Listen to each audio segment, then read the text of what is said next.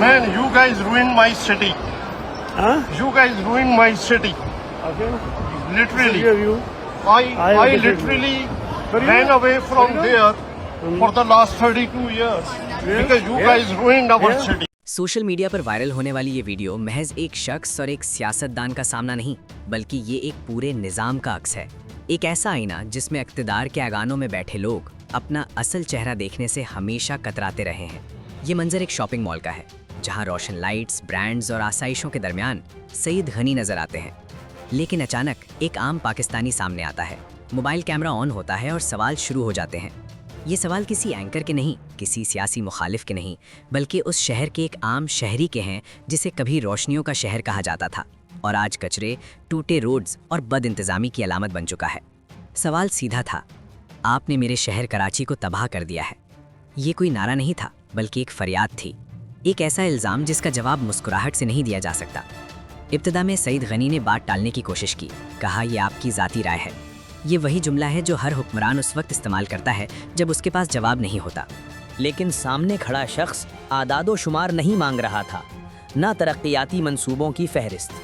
वो सिर्फ ये पूछ रहा था कि अगर कराची तरक्की कर रहा है तो उसके बासी दरबदर क्यों हैं, और अगर सब कुछ ठीक है तो फिर ये रहनुमा बैरून मुल्क शॉपिंग मॉल्स में क्यों हैं।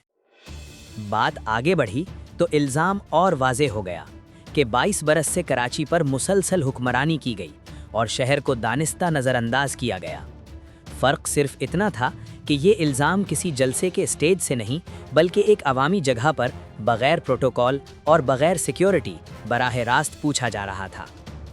आहिस्ता आहिस्ता मुस्कुराहट गायब हुई, चेहरे पर परेशानी नुमायां होने लगी और नज़रें किसी मदद की तलाश में उधर उधर घूमने लगीं। लेकिन यहाँ ना कोई सरकारी गाड़ी थी, ना कोई तर्जुमान और ना कोई बयान जो मामला दबा सके। आखिरकार सईद गनी वहाँ से हटने लगे, कदम तेज़ हुए और बात ख़त्म करने की कोशिश की गई। पीछे से आवाज़ आई, तुमने कराची को तबाह किया, तुमने पाकिस्तान को तबाह किया। ये आवाज़ एक फ़र्द की नहीं थी, बल्कि बरसों से दबे हुए आवामी गुस्से की गूंज थी जो आज एक शॉपिंग मॉल में सुनाई दी। ये वाक़या कोई इत्तेफाक नहीं, ना किसी एक पार्टी तक महदूद है। ये उस गुस्से की झलक है जो दहाइयों से आवाम के दिलों में जमा हो रहा है, ख़ास तौर पर बैरून मुल्क मुकीम पाकिस्तानियों में, जो अपने मुल्क को बर्बाद होते देखते रहे। वो जानते हैं कि पाकिस्तान कभी कैसा था और आज कहाँ खड़ा है। इसीलिए जब भी पीपल्स पार्टी या नून लीग का कोई रहनुमा बैरून मुल्क किसी पाकिस्तानी के सामने आता है तो बात सिर्फ सलाम दुआ तक महदूद नहीं रहती। अक्सर कहा जाता है कि ये सिर्फ सोशल मीडिया का शोर है, लेकिन हकीकत ये है कि ये आवाज़ अब लंदन, न्यूयॉर्क, दुबई और टोरंटो हर जगह सुनाई दे रही है। पाकिस्तान की ज़बूहाली की सबसे बड़ी वजह करप्शन है और पीपल्स पार्टी और नून लीग इस इल्ज़ाम से बरी नहीं।